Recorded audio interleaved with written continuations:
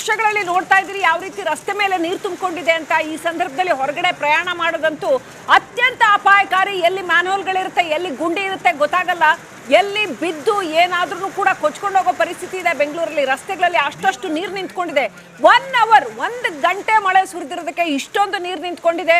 ಅಲ್ಲಿ ನೋಡಿದ್ರೆ ಬೌರಿಂಗ್ ಆಸ್ಪತ್ರೆಯ ಗೋಡೆ ಕುಸಿದು 5 ಜನ ಮೃತಪಟ್ಟಿದ್ದಾರೆ, 10 ಜನರಿಗೆ ಗಾಯಗಳಾಗಿದ್ದಾವೆ. ಅಂದ್ರೆ ಇನ್ನು ಎಷ್ಟು ಅವಘಡಗಳು ಆಗಿರಬಹುದು.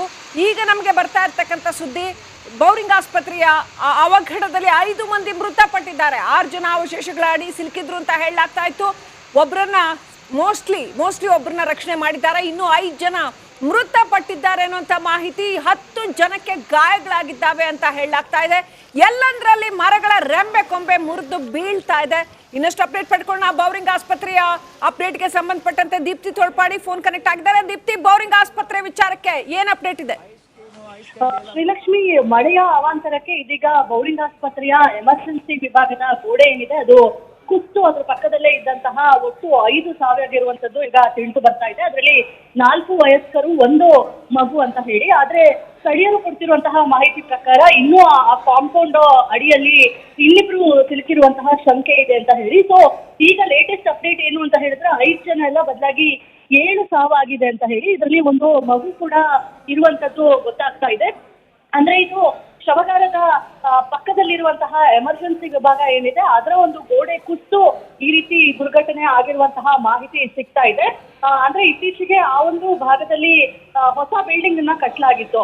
ಆದ್ರೆ ಈ ಶವಗಾರದ ಬಿಲ್ಡಿಂಗ್ ಏನಿತ್ತು, ಆ ಕಾಂಪೌಂಡ್ ಏನಿತ್ತು, ಅದು ತುಂಬಾನೇ ಹಳೇದಾಗಿತ್ತು. ಜೊತೆಗೆ ತುಂಬಾ ಬಿಸಿಯೆಸ್ಟ್ ಏರಿಯಾ ಶಿವಾಜಿನಗರ, ಆ ಒಂದು ಪರ್ಟಿಕ್ಯುಲರ್ಲಿ ರಸ್ತೆ, ಅಲ್ಲೇ ಚರ್ಚ್ ಇದೆ. ಚರ್ಚ್ ಪಕ್ಕದಲ್ಲೇ ಇರುವಂತಹ ಒಂದು ಜಾಗದಲ್ಲಿ ಸಾಕಷ್ಟು ಬೀದಿ ಬದಿ ವ್ಯಾಪಾರಿಗಳು ಆ ಫುಟ್ಪಾತ್ ಮೇಲೆ ಚಿಕ್ಕ ಚಿಕ್ಕ ಮಳಿಗೆಗಳನ್ನ ಹಾಕೊಂಡು ವ್ಯಾಪಾರವನ್ನ ಮಾಡ್ತಾ ಇರ್ತಾರೆ. ಪ್ರತಿ ದಿನ ಅಲ್ಲಿ ಸಂಜೆ ನಂತರ ಸಾಕಷ್ಟು ಜನ ಆ ಒಂದು ರಸ್ತೆಯಲ್ಲಿ ಓಡಾಡುವಂಥದ್ದು. ಜೊತೆಗೆ ಶಿವಾಜಿನಗರದ ಪ್ರಮುಖ ಬಸ್ ನಿಲ್ದಾಣ ಕೂಡ ಅಲ್ಲೇ ಇರೋದ್ರಿಂದ ಸುಮಾರು ಸಾವಿರಾರು ಸಂಖ್ಯೆಯಲ್ಲಿ ಜನ ಅಲ್ಲಿ ನಿತ್ಯ ಓಡಾಟ ಇದ್ದೇ ಇರುತ್ತೆ.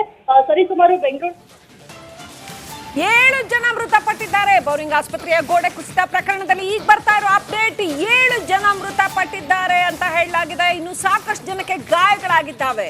ನೋಡಿ ಎಷ್ಟು ದೊಡ್ಡ ಪ್ರಮಾಣದಲ್ಲಿ ಅವಘಡ ಸಂಭವಿಸಿರ್ಬೇಕು. ಗೋಡೆ ಕುಸಿದು 7 ಜನ, ಬೌರಿಂಗ್ ಆಸ್ಪತ್ರೆಯ ಗೋಡೆ ಕುಸಿದು 7 ಜನ ಮೃತಪಟ್ಟಿದ್ದಾರೆ. ಇದ್ದಕ್ಕಿದ್ದಾಗೆ ಕ್ಷಣ ಮಾತ್ರದಲ್ಲಿ ಒಂದು ಅರ್ಧ ಗಂಟೆ ಮಳೆ, ಸಿಕ್ಕಾಪಟ್ಟೆ ಮಳೆ ಹೊಡಿತು. ಬೌರಿಂಗ್ ಆಸ್ಪತ್ರೆ ಹಳೇದಾಗಿತ್ತು ಅಂತ ಅನ್ಸುತ್ತೆ, ಗೋಡೆ ಲಡ್ಡಾಗಿತ್ತು. ಗೋಡೆ ಕುಸಿದು 7 ಜನ ಮೃತಪಟ್ಟಿದ್ದಾರೆ. ಇನ್ನು ಸಾಕಷ್ಟು ಜನ ಅದರ ಅವಶೇಷದ ಅಡಿಯಲ್ಲಿ ಸಿಲುಕಿದ್ರು ಅನ್ನೋ ಮಾಹಿತಿ ಕೂಡ ಸ್ಥಳೀಯರು ನೀಡಿದ್ದಾರೆ ನಮ್ಮ ಪ್ರತಿನಿಧಿಗಳಿಗೆ. 10 ಮಂದಿ ಗಾಯಗೊಂಡಿದ್ದಾರೆ, ಅವರನ್ನ ತಕ್ಷಣಕ್ಕೆ ಚಿಕಿತ್ಸೆ ಕೊಡಿಸೋ ಪ್ರಯತ್ನ ಕೂಡ ಮಾಡಲಾಗ್ತಾ ಇರೋದು. ಹಾಗೆ ಬೆಂಗಳೂರಿನ ವಿವಿಧ ಭಾಗಗಳಲ್ಲಿ ಮಳೆ ಯಾವ ರೀತಿ, ಮಳೆಯ ಪರಿಣಾಮಗಳು ಯಾವ ರೀತಿ ಇದೆ ಅನ್ನೋದರ ದೃಶ್ಯವನ್ನ ನೀವು ಗಮನಿಸ್ತಾ ಇದ್ದೀರಿ. ಬಹುತೇಕ ಪ್ರಮುಖ ರಸ್ತೆಗಳು ನೀರಿನಿಂದ ಆವೃತವಾಗಿರೋದು, ವಾಹನ ಸವಾರರು ಪರದಾಡ್ತಿದ್ದಾರೆ. ಅನೇಕ ಕಡೆಗಳಲ್ಲಿ ಮರದ ರೆಂಬೆ ಕೊಂಬೆಗಳು ಮುರಿದು, ಹಾಗೆ ಕೆಲ ವಿದ್ಯುತ್ ಕಂಬಗಳು ಕೂಡ ಮುರಿದು ರಸ್ತೆಗೆ ಅಡ್ಡಲಾಗಿ ಬಿದ್ದಿದೆ. ಆನೇಕಲ್ ಭಾಗದ ದೃಶ್ಯವನ್ನ ನೀವು ಗಮನಿಸ್ತಿದ್ದೀರಿ ಸದ್ಯಕ್ಕೆ ರಿಪಬ್ಲಿಕ್ ಕನ್ನಡದ ಸ್ಕ್ರೀನ್ ನಲ್ಲಿ. ಆದ್ರೆ ಇದೆಲ್ಲದಕ್ಕಿಂತ ಅತ್ಯಂತ ಗಂಭೀರವಾದ ಹಾಗೆ ಬೇಸರದ ಸಂಗತಿ ಅಂದ್ರೆ ಬೌರಿಂಗ್ ಆಸ್ಪತ್ರೆ ಬಳಿ ಸಂಭವಿಸಿರೋದು 7 ಮಂದಿ, ಒಂದು ಪುಟ್ಟ ಕನ್ನಮ್ಮವನ್ನ ಕೂಡ ಸೇರಿಸಿಕೊಂಡು ಒಟ್ಟು 7 ಮಂದಿ ಮೃತಪಟ್ಟಿದ್ದಾರೆ. ಬಹುಶಃ ಯಾರು ಎಕ್ಸ್ಪೆಕ್ಟ್ ಮಾಡಿರಲಿಲ್ಲ. ಇವತ್ತಂದ್ರೆ ಮುನ್ಸೂಚನೆ ಇದ್ದಿದ್ದು 1ನೇ ತಾರೀಕು ನಂತರದಲ್ಲಿ ಮಳೆ ಆಗಬಹುದು ಬೆಂಗಳೂರಿನಲ್ಲಿ ಅಂತ ಹೇಳಿ. 2 ದಿನ ಮುಂಚಿತವಾಗಿ ಮಳೆ ಸುರಿದಿದೆ.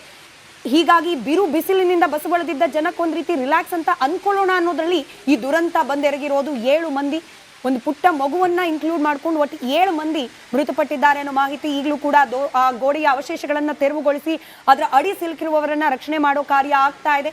ಕೆಲವೇ ಕ್ಷಣಗಳಲ್ಲಿ ಆ ದೃಶ್ಯ ಕೂಡ ನಿಮ್ಮ ಸ್ಕ್ರೀನ್ ಮೇಲೆ ತಲುಪಿಸುವ ಪ್ರಯತ್ನವನ್ನ ರಿಪಬ್ಲಿಕ್ ಕನ್ನಡ ಮಾಡ್ತಾ ಇದೆ. ಅದರ ನಡುವೆ ಪ್ರೆಸ್ ಕ್ಲಬ್ ಹಾಗೆ ಕಲಾಸಿಪಾಳ್ಯ, ಮಲ್ಲೇಶ್ವರ, MG ರಸ್ತೆ ಭಾಗದಲ್ಲಿ ಸುರಿತಾ ಇರುವ ಮಳೆಯ ದೃಶ್ಯವನ್ನ ನೀವು ಗಮನಿಸ್ತಾ ಇದ್ರಿ. ಬೆಂಗಳೂರಿನ ಬಹುತೇಕ ಲೊಕ್ಯಾಲಿಟಿಗಳಲ್ಲಿ ಇದೇ ಪ್ರಮಾಣದ ಮಳೆ ಆಗ್ತಾ ಇರೋದು. ಸಹಜವಾಗಿ ಜನಜೀವನದ ಮೇಲೆ ಪರಿಣಾಮ ಬೀರಿರೋದು. ವಾಹನ ಸಂಚಾರ ಬಹುತೇಕ ಕಡೆಗಳಲ್ಲಿ ಸ್ತಬ್ಧವಾಗಿದೆ. ನಿಲ್ಲಿಸಿದ್ದ ಗಾಡಿಗಳ ಮೇಲೂ ಕೂಡ ಕೆಲ ಕಡೆಗಳಲ್ಲಿ ವಾಹನಗಳ ಮೇಲೆ ಮರಗಳು ಬಿದ್ದಿರೋದು, ಹಾಗೆ ಆಲಿಕಲ್ ಮಳೆ ಆಗ್ತಾ ಇದೆ. ಇದರಿಂದ ವಾಹನಗಳಿಗೆ ಅಲ್ಲಲ್ಲಿ ಡ್ಯಾಮೇಜ್ ಆಗಿರೋ ಸುದ್ದಿ ಕೂಡ ಬರ್ತಾ ಇದೆ. ಇದೆಲ್ಲದರ ನಡುವೆ ಬೌರಿಂಗ್ ಆಸ್ಪತ್ರೆ ಸಾವಿನ ಸಂಖ್ಯೆ ಹೆಚ್ಚಾಗುವ ಆತಂಕದ ನಡುವೆ ಕೂಡ ಅಲ್ಲಿ ಸಿಲುಕಾಕೊಂಡಿರೋ ಜನರ ರಕ್ಷಣಾ ಕಾರ್ಯ ಮಳೆಯ ನಡುವೆನೇ ನಡೀತಾ ಇದೆ ಅನ್ನೋದು ಸದ್ಯದ ಅಪ್ಡೇಟ್ಸ್. ವಿಧಾನಸೌಧದ ಒಳಗೂ ಕೂಡ ನೀರು ನುಗ್ಗಿದೆ. ಆರ್ ಅಶೋಕ್ ಅವರ ಕೊಠಡಿ ಒಳಗೂ ನೀರು. ನಮ್ಮ ಪ್ರತಿನಿಧಿ ಹನುಮಂತು ಅಲ್ಲಿನ ಸದ್ಯದ ಪರಿಸ್ಥಿತಿ ಹೇಗಿದೆ ಅನ್ನೋದನ್ನ ವಿವರಿಸ್ತಾ ಇದ್ರು ತಮ್ಮ ಗ್ರೌಂಡ್ ರಿಪೋರ್ಟ್ ನಲ್ಲಿ. ಇದನ್ನ ಹೊರತುಪಡಿಸಿಯೂ ಕಳೆದ 1-1.5 ಗಂಟೆಯಿಂದ ಸುರಿದಿರುವ ಮಳೆ ಬೆಂಗಳೂರಿನ ವಿವಿಧ ಭಾಗಗಳಲ್ಲಿ ಅನೇಕ ಅವಾಂತರಕ್ಕೆ ಕಾರಣವಾಗಿರುವುದು ಬೌರಿಂಗ್ ಆಸ್ಪತ್ರೆ ಬಳಿಯಲ್ಲಿ ಬೌರಿಂಗ್ ಆಸ್ಪತ್ರೆಯ ಎಮರ್ಜೆನ್ಸಿ ವಾರ್ಡ್ ಬಳಿಯ ಗೋಡೆ ಕುಸಿದು 7 ಮಂದಿ ಮೃತಪಟ್ಟಿದ್ದಾರೆ. 10ಕ್ಕೂ ಹೆಚ್ಚು ಮಂದಿ ಗಾಯಗೊಂಡಿದ್ದು ಅವರನ್ನ ಚಿಕಿತ್ಸೆಗೆ ಒಳಪಡಿಸಲಾಗ್ತಾ ಇದೆ. ಸಾವಿನ ಸಂಖ್ಯೆ ಇನ್ನೂ ಏರಿಕೆ ಆಗೋ ಸಾಧ್ಯತೆ ಇದೆ ಅನ್ನೋ ಆತಂಕದ ನಡುವೇನು ರಕ್ಷಣಾ ಕಾರ್ಯಾಚರಣೆ ಮುಂದುವರೆದಿದೆ. ಕೇವಲ 1 ಗಂಟೆಯ ಮಳೆ 7 ಜೀವಗಳನ್ನ ಬಲು ತೆಗೆದುಕೊಂಡಿದ್ದು. ನೋಡಿ ಇದು ನೇರ ಪ್ರಸಾರದ ದೃಶ್ಯಗಳು, ಲೈವ್ ವಿಜುವಲ್ಸ್ ನೀವು ನೋಡ್ತಾ ಇದ್ರ ನಮ್ಮ ತೆರೆಯ ಮೇಲೆ ಲೈವ್ ವಿಜುವಲ್ಸ್. ವೀಕ್ಷಕರೇ, ಕರ್ನಾಟಕದ ಬೆಂಗಳೂರು ಕಾಶ್ಮೀರದ ತರ ಆಗೋಗ್ತಾ ಇದೆ.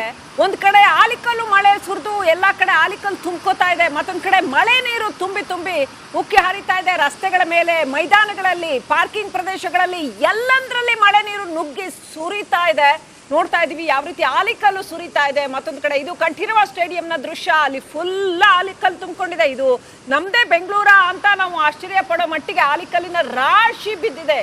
ಆಲಿಕಲ್ಲಿನ ರಾಶಿ ಏನಾಗಿದೆ ಬೆಂಗಳೂರಿಗೆ, ನಮ್ದೇ ಬೆಂಗಳೂರ ಇದು ಅಂತ ನಾವು ಕಳವಳಗೊಳ್ಳಬೇಕು, ಅಚ್ಚರಿ ಪಡಬೇಕು ಗೊತ್ತಿಲ್ಲ. ಆ ಪ್ರಮಾಣದ ಮಳೆ, ಹಿಂದೆಂದೂ ಕಂಡು ಕೇಳರಿಯದಂತ ಮಳೆ ಕೇವಲ 1-1.5 ಗಂಟೆನಲ್ಲಿ ಸುರಿದಿದೆ.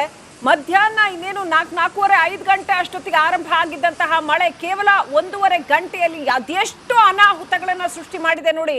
ಮರಗಳು ಕಂಡಲ್ಲಿ ರಸ್ತೆಯಲ್ಲಿ ಮರಗಳು, ರೆಂಬೆ ಕೊಂಬೆಗಳು.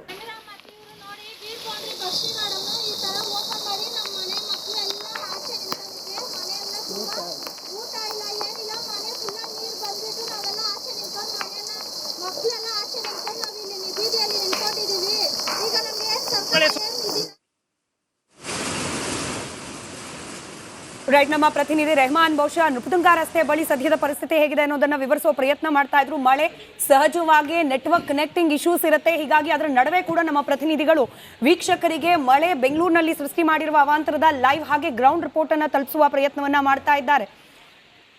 ನೃಪತುಂಗ ರಸ್ತೆಯ ನೇರ ಪ್ರಸಾರದ ದೃಶ್ಯವನ್ನ ಸದ್ಯಕ್ಕೆ ನೀವು ಗಮನಿಸ್ತಾ ಇದ್ರಿ. ಯಾವ ರೀತಿ ಇದೆ ಅಲ್ಲಿನ ಸದ್ಯದ ಪರಿಸ್ಥಿತಿ ಅಂತ ಹೇಳಿ. ಕಳೆದ 1.5-2 ಗಂಟೆ ಹಿಂದೆ ಸಹಜವಾಗಿತ್ತು ಅಲ್ಲೆಲ್ಲ ನಾರ್ಮಲ್ ರೋಡು, ಬಿಸಿಲಿನ ಜಳ, ಟ್ರಾಫಿಕ್ಕು, ಇದರಿಂದ ಜನ ಪರದಾಡ್ತಾ ಇದ್ರೆ ಇದೀಗ ಮಳೆ ಜನರ ಆತಂಕಕ್ಕೆ ಕಾರಣವಾಗ್ತಾ ಇದೆ.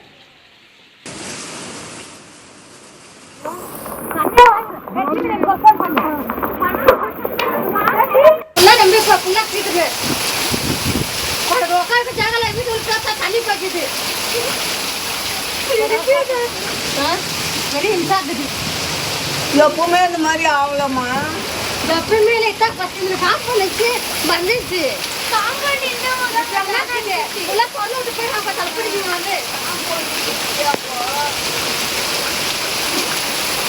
நல்லா போய் ಎಲ್ಲ ಊರು வந்துக்குமா ಮತ್ತೆ ಇವರು ನೋಡಿ ಬೀರ್ಕೊಂಡ್ರಿ ಬಸ್ ಮೇಡಮ್ ಈ ತರ ಓಪನ್ ಮಾಡಿ ನಮ್ಮ ಮನೆ ಮಕ್ಕಳೆಲ್ಲ ಆಚೆ ನಿಂತೋದಕ್ಕೆ ಮನೆಯೆಲ್ಲ ತುಂಬಾ ಊಟ ಇಲ್ಲ ಏನಿಲ್ಲ, ಮನೆ ಫುಲ್ಲ ನೀರು ಬಂದ್ಬಿಟ್ಟು ನಾವೆಲ್ಲ ಆಚೆ ನಿಂತ್ಕೊಂಡು ಮನೆಯನ್ನ ಮಕ್ಕಳೆಲ್ಲ